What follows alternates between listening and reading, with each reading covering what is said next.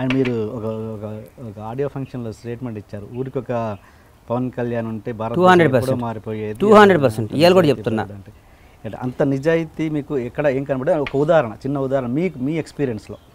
ఆయన ప్రతి మాట నిజాయితీ సార్. ఆయన గేమ్స్ ఆడు. ఓకే. నేను చెప్తున్నా కదా, నా కోరిక అనుకోండి, మాదేమని అనుకోండి మీరు, ఆయన ఒకరోజు ముఖ్యమంత్రి అవుతాడు సార్. ఆయన దేవుడు ఇస్తాడు ఆయనకి, అది ఆయన నిజాయితీగా ఆయనకి ఇచ్చే గిఫ్ట్ దేవుడు అది. ఓకే. ఆయన ముఖ్యమంత్రి అయితే ఆ తెలుగు ప్రజల అదృష్టం, ఆంధ్ర ప్రజల అదృష్టం అని నా ఫీలింగ్. అవుతాడు. ఓకే. కానీ బయట చూసే వాళ్ళకి చాలా తొందరగా డిసిషన్, కొంచెం షార్ట్ టెంపర్ వ్యక్తి తొందరగా డిసిషన్స్ మార్చుకుంటారన్న ధోరణి ఆ ప్రేక్షకులలో ఉంటుంది. తొందరగా టెంప్ట్ అయి మాట్లాడడము అలాంటివి, ఎక్కువ ఆవేశం, అంటే ఇప్పుడు తగ్గిందేమో కానీ ఆవేశపరుడు అన్నట్టుగా ఉంది. దాని మీద మీ అభిప్రాయం ఏంటి? ఆవేశపరుడు అయితే ప్రపంచానికి నష్టమా సార్? ప్రజలకు నష్టంగా. ఎందుకు నష్టం? ముఖ్యమంత్రి అయితే ఎందుకు నష్టం? ఆవేశంగా ముఖ్యమంత్రి అయితే మంచి నిర్ణయాలు తీసుకోవచ్చు ఆవేశంగా. ఓకే. సో మీరు ఆవేశపరుడు అనేవాడు దుర్మార్గుడు అని అక్కడ చరిత్రలో ఉందా? ఓకే. ఎంగురు గారు లేదుగా. ఆవేశపరుడు మంచి నిర్ణయాలు కూడా తీసుకోవచ్చు అంటారు. ఆవేశపరుడు జీవితంలో ఆవేశం లేనివాడు ఎవడో పైకి రాడు సార్. ఆలోచించేవాడు ఆలోచిస్తూనే ఉంటాడు బతికినంత కాలం. చేయాలన్నా వద్దా, కూర్చోవాలన్నా వద్దా, పోవాలన్నా వద్దా, ఆలోచనలోనే టైం పుణ్యకాలం అయిపోద్ది. ఏమన్నా కానివ్వండి, ఏదైనా కానివ్వండి, మ్యాక్సిమం ఏమవుతాం, చచ్చిపోతాం. ఓకే. మ్యాక్సిమం చచ్చిపోవటమే, అంతకంటే ఇంకా పీక్స్ ఏమైనా ఉందా మనిషికి? నేను అట్లా ఆలోచిస్తా. పవన్ కళ్యాణ్ అది పలానాడు వస్తున్నాడు, మరి ఇట్లా చేయాలి, ఇట్లా మాట్లాడాలి, ఇట్లా షేక్ హ్యాండ్ ఇవ్వాలి, అట్లా ఉండదు ఆయన దగ్గర.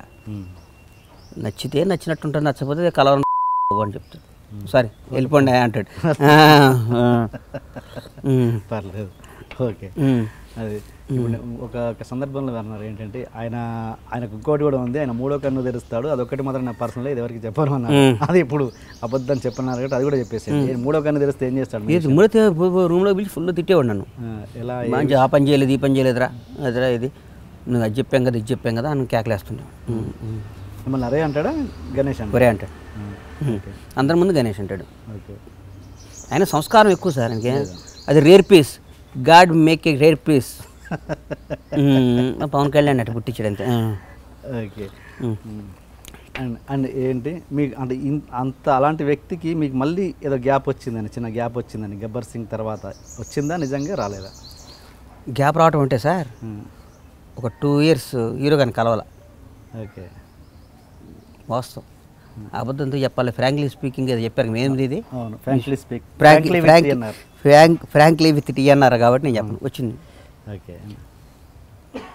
శారీరకంగా మా ఇద్దరి మధ్యన గ్యాప్ వచ్చినా, మానసికంగా మా ఇద్దరి మధ్య ఎప్పుడు గ్యాప్ రాలా. అదే శారీరకంగా కూడా ఎందుకు వచ్చింది? నేను సినిమాలు వేరే ఏదో ఆయన అనుకున్నాము, గణేష్ అనేవాడు దూరం ఉంటే ఎట్టుంటుందా అని నేను ఆలోచించాను. నేను అనుకున్నా వీళ్ళతో దూరంగా ఉంటే మనం బతకలేరని ఫిక్స్ అయ్యాను నేను. అసలు ఆలోచన కూడా ఎందుకు వచ్చింది అంటున్నాను. ఒక్కోసారి పొగరా అది అంటారు కదా సార్, నేను అని ఉంటుంది కదా, అది ఆ మధ్య కొద్దిగా మాకు నేను అని వచ్చింది. ఇప్పుడు మొత్తం దిగిపోయింది. ఇప్పుడు నేను కాదు, ఇప్పుడు మనం అని వచ్చింది. ఓకే. సో టోటల్గా మీదే మిస్టేక్ 100%. అందులో నా తేడా ఉంది. ఇంకొక పబ్లిక్ టాక్, ఇండస్ట్రీ టాక్ ఏంటంటే, ఆయన చాలా ఎమోషనల్, చాలా సెన్సిటివ్. పవన్ కళ్యాణ్ గారు చాలా ఎమోషనల్ వ్యక్తి. ఇంత ఎమోషనల్ వ్యక్తి పాలిటిక్స్కి పనికొస్తాడా అన్నది ఒకటి. దాని మీద మీరు పర్సనల్గా జర్నీ చేశారు కూడా చెప్పండి. పనికొస్తాడా అంటే నాకు అర్థం కాల. పాలిటిక్స్కి అంటే అంత సున్నిత మనస్తత్వం ఉన్న వ్యక్తి, అంత ఎమోషనల్ వ్యక్తి ఇండస్ట్రీకి పనికొస్తాడు. ఇండస్ట్రీ అంట పాలిటిక్స్కి కొంచెం సెన్సిటివ్ భావాలు ఉన్న వ్యక్తి కదా. పవన్ కళ్యాణ్ రాజకీయాలకు పనికిరాడు. కరెక్ట్ మీరు అడిగింది. ఓకే. ఎందుకు చెప్పమంటారా? అవినీతి చేయటం రాదు ఆయనకి, ప్రాజెక్టులు కట్టి డబ్బులు దోసుకోవటం రాదు ఆయనకి, స్కాములు చేయటం రాదు ఆయనకి, స్కీములు వేయటం రాదు ఆయనకి, జనాన్ని మోసం చేయటం రాదు. కాబట్టి ఆయన రాజకీయాలకు పనికిరాడు. ఆయన కోటే వచ్చు ప్రజాసేవ చేయటం. మీరు డిసైడ్ చేయాలి రాజకీయాల్లో పనికి వస్తాడో చేయడం. నేను డిసైడ్ చేయాలి. అదే జనం చేయాలి. మరి నేను చెప్తున్నా కానీ పనికి వస్తాడా పనికిరాడని పెద్ద పెద్ద వాళ్ళు అంటుంటారు ఈ మధ్య. పవన్ కళ్యాణ్ ఇది మధ్య ఒక ఎంపీ కూడా అట్లెట్ అన్నాడు. వాళ్ళందరిలాగా స్కాములు, కాంట్రాక్టులు, బ్యాంక్ లోన్లు, ప్రాజెక్టులో కమిషన్లో వేల కోట్లు దోసుకోవటాలో, లక్షల కోట్ల ఆస్తులు కూడగట్టుకోవటాలో పవన్ కళ్యాణ్కి రాదు. ప్రజాసేవ చేయటం వచ్చు. మరి పవన్ కళ్యాణ్ పనికొస్తాడో పనికిరాడో ప్రజలు మీలాంటి మీడియా పెద్దలందరూ డిసైడ్ చేయాలి. Okay okay. And mega family గురించి మీరు మొన్న ఏదో ట్వీట్ ఒకటి పెడితే న్యూస్ ఛానల్ అంతా హల్చల్ అయిపోయింది. ఏంటి మెగా ఫ్యామిలీలో పవన్ కళ్యాణ్ మాత్రమే మెగాస్టార్, చిరంజీవి కాదు అని. అది న్యూస్ అంతా మన వెబ్సైట్లలో చాలా వచ్చింది. అది మీరే ఇచ్చారా? నా ప్రాణం పోయిన మెగా ఫ్యామిలీని కానీ ముఖ్యంగా చిరంజీవి గారిని, నా ప్రాణం పోయిన చిరంజీవి గారిని నేను ఎప్పుడన్నా మెగాస్టార్ ఎందుకు వచ్చింది మరి ఆ ట్వీట్ అలా? ఈ మధ్య ట్విట్టర్లో అంటారు కదా, దాన్ని హైకింగా బైకింగా హ్యాకింగ్ అవి చేసాను. ఎవడన్నా వేస్తే నాకు తెలిసేది అది కూడా వేయడు. గొంతులో ప్రాణం ఉన్నంత వరకు మెగాస్టార్ చిరంజీవి అనేవాడు నేను విమర్శించను, ఆయన మీద కామెంట్ చేయను, దేవుడిలో చూస్తాను. అలా నాకు చిరంజీవి ఆయన చూసి నేను సినిమాలోకి వచ్చా సార్.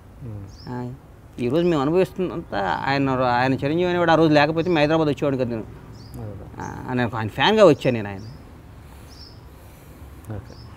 ఓకే, ఇంత ఎమోషనల్గా ఇంత సెన్సిటివ్గా ఇంత మాట్లాడుతున్నారు కదా. కొంతమంది మళ్ళీ నా మీద ఎక్కకండి, కొంతమంది అభిప్రాయం ప్రకారము బండ్ల గణేష్ అమ్మాయిల్ని పడుకోబెట్టి పైకి వచ్చాడు అన్న దాని మీద, అన్న స్టేట్మెంట్ మీద మీ అభిప్రాయం ఏంటి? మీ ద్వారా అంతర్గా చెప్తున్నా, బండ్లా గణేష్ బ్రోకర్ కాదు, బండ్లా గణేష్ అన్నిట్లో మేకర్. ఓకే, ఇంకోటి చెప్తున్నా, పైకి వచ్చాడు అంటే ఒక రామోజీరావు గారి ఫాదర్ పేరు మీకు తెలుసా? తెలియదండి. తెలియదు కదా. రామారెడ్డి గారి నాన్నగారి పేరేంది? తెలియదండి కదా. మా చౌదరి గారు, మా ఇంటి నరేంద్ర చౌదరి గారి ఫాదర్ పేరేంది? తెలియదు. ఆంధ్రజ్యోతి వేమూరు రాధాకృష్ణ గారి ఫాదర్ పేరేంది? తెలియదు. అంటే వాళ్ళందరూ కూడా మామూలుగా హైదరాబాద్ వచ్చి ఉన్న స్థాయికి వెళ్ళారు. అందరూ తప్పులు చేసి పైకి వచ్చినట్టేనా? ఊరికి అడుగుతున్నా. ఎలా ఉంటుందో కాదు, మీ మీద కాదు మా ఊరు నేను అడిగిన దానికి మీరు ఆన్సర్ చేయాలి. అస్సలు కాదు. కాదు కదా, అస్సలు కాదు. పైకి వస్తే పైకి రానాడు, పని పాట లేనాడు, తప్పులు చేసే తప్పుడు నా కొడుకులు మాట్లాడే మాటలకి నేను రెస్పాండ్ అవను. నాకు జీల్ ఉంది, నాకు ఒక గోల్ ఉంది, నాకు ఒక ఏం ఉంది.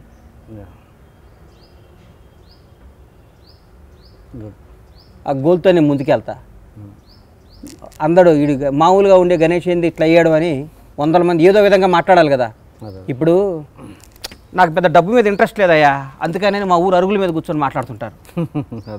మీకు అర్థం కాలేదా? మాకు పెద్ద ఆశలు లేవండి అని గోషా కట్టుకొని కూర్చొని మాట్లాడుతుంటారు మా దగ్గర. నువ్వు డబ్బు సంపాదించు 1 కోటి రూపాయలు దానం చేసి నాకు ఆశ లేదంటే న్యాయం అది. నువ్వు దేనికి పనికిరావు, ఉదయం లేచి టిఫిన్ చేసి పేపర్ చదివి టీవీ చూసుకొని మళ్ళీ ఆడ కబుర్లు చెప్పుకుంటూ జనాన్ని విమర్శిస్తుంటావు. నీకు ఒక 100 కోట్లు సంపాదించి దానం చేసి నాకు డబ్బు మీద ఇంట్రెస్ట్ లేదు కాబట్టి ఊరు వచ్చి వ్యవసాయం చేసుకుంటాను, సుట్ట కాల్చుకుంటా, సిగరెట్ కాల్చుకుంటా, బీడీ కాల్చుకుంటా మాట్లాడితే ఒక రైట్ ఉంది. పనికిరాని ఎదవలో దేనికి పనికిరాని చెత్తనా కొడుకులు మాట్లాడే మాటలకి ఒక పైకి వచ్చినండి, సాధించినండి, నాకు ఆన్సర్ చెప్పాల్సింది, నాకు తప్పు చేయాల్సిన అవసరం లేదు. అది వండర్ఫుల్ ఫ్యామిలీ సార్ నాది. అమ్మ, నాన్న, నా భార్య, నా పిల్లలు, నా భార్య, నా పిల్లలు, నా పిల్లలు, నా అన్న, వండర్ఫుల్ ఫ్యామిలీ. నాకు ఒక వ్యవస్థ, ఒక వ్యాపారం, ఒక వ్యాపకం, ఒక కసి, ఒక కృషి ఉంది. నాకు ఒక అద్భుతమైన స్నేహితులు ఉన్నారు. నాకు నేను బాయిలో పట్టం కాదు, బోర్లో పడ్డా లేపే స్నేహితులు ఉన్నారు నాకు. చెప్పాక మీకు, నాకు ఒక రంజిత్ రెడ్డి, ఒక జయంత్ అని నాకు అమెరికా నుంచి ఫ్రెండ్స్ ఉన్నారు. నాకు గాడ్ గిఫ్ట్ నా స్నేహితులు, దేవుడిచ్చిన నా అదృష్టం. నా ఫ్రెండ్స్ అంతా నా పాలిటీ దేవుళ్ళు. నాకు తప్పుడు మాటలు మాట్లాడుతూ ఉంటారు, వాళ్ళ గురించి మాట్లాడి నా బ్రెయిన్ వేస్ట్ చేసుకోను. నాకు తెలుసు సార్, ఎక్కడ నొక్కాలో, ఎక్కడ మొక్కాలో, ఎక్కడ తొక్కాలో, ఎట్లా పైకి రావాలో నాకు తెలుసు సార్. నాకు అది బండ్ల గణేష్. మళ్ళీ లేస్తున్నారు 100%. రాబోయే 50 ఏళ్ళు ఈ పరమేశ్వర ఆర్ట్ ప్రొడక్షన్స్ బ్రహ్మాండంగా దిగ్విజయం కలుగుతుంది.